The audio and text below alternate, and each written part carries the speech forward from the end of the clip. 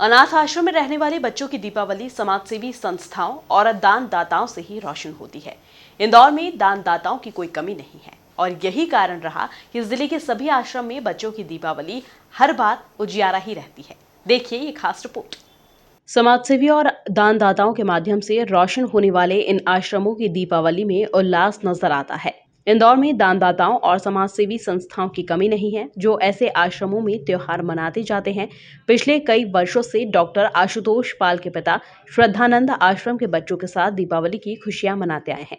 पिछले वर्ष उनके निधन के बाद अब यह बीड़ा पुत्र डॉक्टर आशुतोष पाल ने उठाया है। इसी के साथ दीपावली के पहले डॉक्टर आशुतोष पाल ने आश्रम के सभी बच्चों का हेल्थ चेकअप किया और वहां आने वाले समय में भी बच्चों के साथ दीप पर्व की खुशियां बांटेंगे। जी, पिछले गत 40 वर्षों से मेरे पिताजी प्रोफेसर अरविंद पाल गुजराती समाज के कुछ बच्चों के साथ और उनकी संस्था के साथ यहाँ पर दिवाली मनाया करते थे।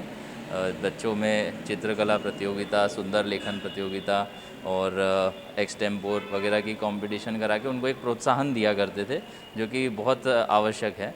मैं डॉक्टर आशुतोष पाल, इस साल मेरे पिताजी का देहांत हुआ, तो ये प्रक्रिया मैंने आगे बढ़ाने का विचार किया और उनके पुराने साथियों के साथ और सभी के साथ और आश्रम के सहयोग के साथ यहाँ पे अभी एक हेल्थ कैंप जैसा भी बच्चों के लिए ऑर्गेनाइज़ कराया और आगे जो गतिविधियाँ जो चलती आ रही थी, ताकि बच्चों को लगातार एक प्रोत्साहन मिलता रहे, उनको एक खुशी मिलती रहे, कुछ पटाखे बाँटें, कुछ गिफ्ट दें, जिससे कि उनको उनके मन में भी प्रसन्नता रहे, इसका प्रयास रहा है। पटाखे हम उनको देंगे, जो आवश्यक वस्तु जैसे कि स्कूल बैग इस बार दे रहे हैं, जो उनके आम तौर पे काम आता है, वो चीज़ें उनको देंगे और कुछ मिठाइयाँ बांटेंगे, कुछ पुरस्कार देंगे, जिससे कि उनको प्रोत्साहन मिले। जो अलग अलग कंपटीशन हमने ऑर्गेनाइज़ कराई हैं, उसमें जो जो बच्चे अच्छे निखर के आए हैं, उनको पुरस्कार भी देंगे। जी, मेरा नाम डॉक्टर आशुतोष पाल है। जी। आश्रम की अधीक्षिका भारती शर्मा के अनुसार आश्रम में सभी त्योहार समाजसेवी संस्थाओं की मदद से मनाए जाते हैं। दीप पर्व की खुशियां भी दानदाताओं और समाजसेवी संस्थाओं के माध्यम से मनाई जाती है। संस्था 1927 से रन कर रही है, तो पब्लिक सपोर्ट तो लगभग हम लोगों को 100% मिल जाता है। लेकिन अभी कोविड के चलते हम लोग पब्लिक सपोर्ट भी नहीं ले रहे हैं और ना ही किसी का संस्था में एंट्री दे रहे हैं।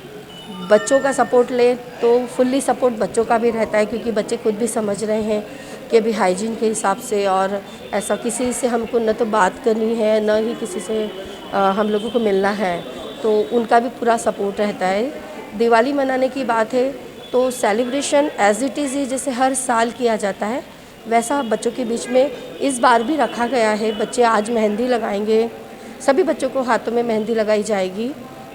दिवाली के डिज़ाइनिंग के बच्चों ने दिए की डिज़ाइनिंग की हुई दिवाली के लिए, तो दिया डिज़ाइनिंग है। अभी हॉल डेकोरेशंस होगा आज कल। बिल्कुल छोटे छोटे पटाखे फोड़ के, नए कपड़े पहन के, हमारा इतना बड़ा त्यौहार है, हम हिंदी संस्कृति को हिंदू हैं इसलिए मानते हैं, तो बच्चे कल यज्ञ भी करेंगे।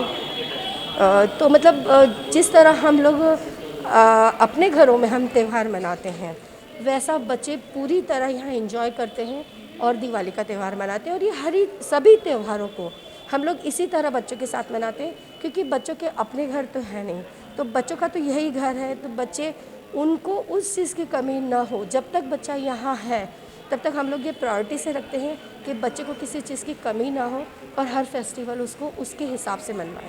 बच्चे छोटे रहते हैं तब तक तो थोड़ा नासमझ रहते हैं, बड़े हो जाते हैं। श्रद्धानंद आश्रम पर पूरे उत्साह और उमंग के साथ दीप पर्व मनाया गया, जहां डॉक्टर आशुतोष के साथ कई और अन्नदाता भी श्रद्धानंद आश्रम पर पूरे उत्साह और उमंग के साथ दीप पर्व मनाया गया, जहां डॉक्टर आशुतोष के साथ कई और दानदाता भी इन बच्चों के साथ खुशियां बांटेंगे। Bureau report, MP news, Indore.